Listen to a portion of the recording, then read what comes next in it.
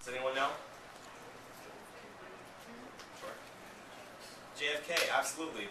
This was in his inaugural speech in 1961 when he assumes the presidency, but that's jumping ahead just a little bit. As you guys know, we're starting a new chapter today, chapter 29, but it's a little bit, we're backtracking just a little bit because we talked a lot about Kennedy. We talked about sort of his role in foreign policy and his role in the world community.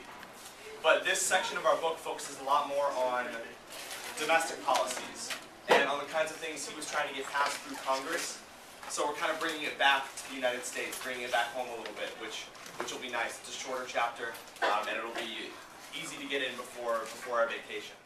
Absolutely. I think your first comment makes a lot of sense.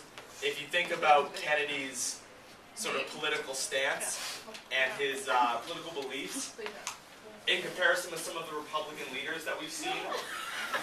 Okay, who else? Who would like to add on to what John said or offer up something different? Hey, John. Guys, let's listen up. I kind of split it up, and I thought the first part of it was like a Democratic point of view. Which first part? Like Don't worry. the first part of the sentence, like ask not what your country can do for you. And then the second part, kind of Republican. How do you figure? Just because it's like the country is taking care of the people in the first part, and then the people are doing their own thing and taking, like, I don't know how to explain it, but I think you're onto something. Second part here, the ask what you can do for your country, can certainly apply to the military, can certainly apply to enlistment and getting involved in the Vietnam War. Dave, you want to add to that? Maybe community service or like helping out. Yeah, absolutely. What else? When he says my fellow Americans, just make it so like that all the, not just him, but all the federal leaders were in the same boat. They're not up above it. Yeah, he's not, that kind of language isn't isolationist. You know, he's trying to connect himself and relate to not only his, cabinet members and the people who are involved in his federal government, but also just, any old American. Any old American from, Massachusetts to California. He's just become president. And I think that's actually a great segue into our next activity, which is, and you guys have seen this before, we're going to start with a little bit of vocab, just so we can kind of get a base down for this chapter, for this unit. And the first term here, and someone can try to brainstorm what they think it means here on the sheet, is a mandate. Does anyone know what a mandate is in relation to sort of a presidency or some kind of political office? What do you think, Jonathan?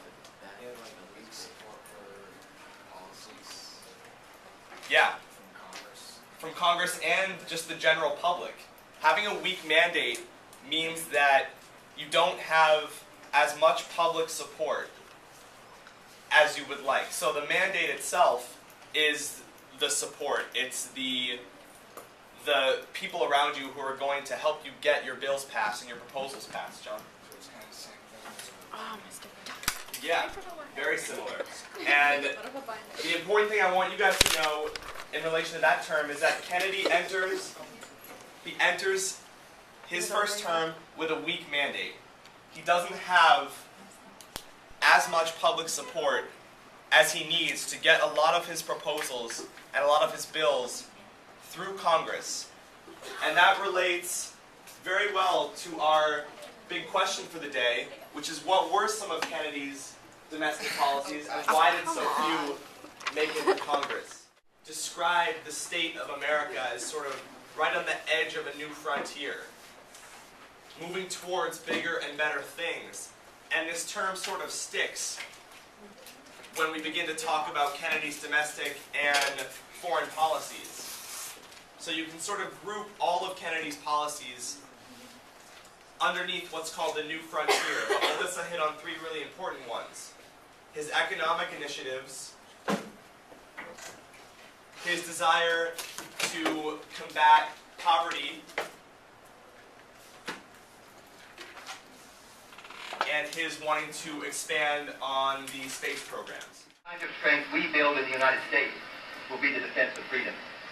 If we do well here, If we meet our obligations, if we're moving ahead, then I think freedom will be secure around the world. If we fail, then freedom fails. So absolutely, he wants America to be a model for freedom. Melissa? He wants equality for like everyone, even blacks and like. Yep, equality across racial lines.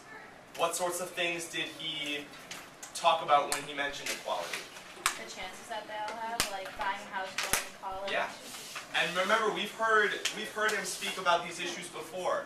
That civil rights speech that we listened to, it was from 1963, so it's a few years after this speech is made, but you can hear him making very similar points.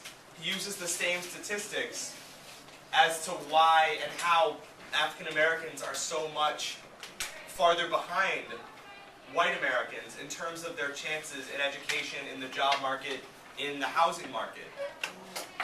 He wants to work to close that gap. Shannon? He also talked about the homeless and the hungry. The homeless and the hungry. Absolutely, and that goes right towards that second issue of the New Frontier that we talked about, which is combating poverty. Trying to find ways to help the poor. Yeah? I don't know if you already said this or something else, but he wants everybody to take their own responsibility for it. Yeah. And that is a great and a key difference, I think, between the two candidates. And if you don't have it down, you should write down under number 3. Nixon is in favor of big government. He's in favor of the government shelling out resources and shelling out things that people need on a very wide basis. Kennedy, on the other hand, encourages people to take responsibility for themselves. Take responsibility for their actions and their lives, and their livelihoods, and their families, and their jobs, and their friends. So for homework tonight, due Thursday, and you'll all want to write this down, I'll put it on the headline also. I want you to skim over section 1, so that's 29.1. Fill out this chart. Put in some of Kennedy's economic initiatives, some of his anti-poverty initiatives, Liz, and some of his initiatives with the space programs. So that's with section 1. Skim over that quickly because we covered a lot of that material today. And read section 2. So you're going to read 29.1 and 2. Fill out the worksheet for 1. And do a section outline for 2. I want everyone to make an outline.